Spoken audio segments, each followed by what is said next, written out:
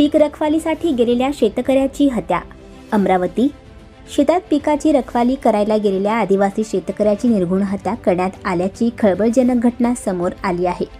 भातुकली तालुक्यातील गोपगव्हाण येथे सदरची घटना घडली असून आरोपींना अटक करेपर्यंत मृतदेह ताब्यात घेणार नसल्याचा इशारा नातलगांनी दिला आहे.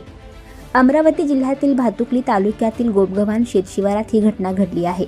या घटनेमुळे परिसरात खळबळ उडाली आहे. दरम्यान शेतात लागवड केलेल्या हरभरा पिकाच्या रखवाली करण्यासाठी पारधी आदिवासी शेतकरी सुनील सोळंके वय वर्ष 35 यांच्या अज्ञात व्यक्तींनी गळावर धारदार शस्त्राने हल्ला करून निर्घृण खून केला आहे.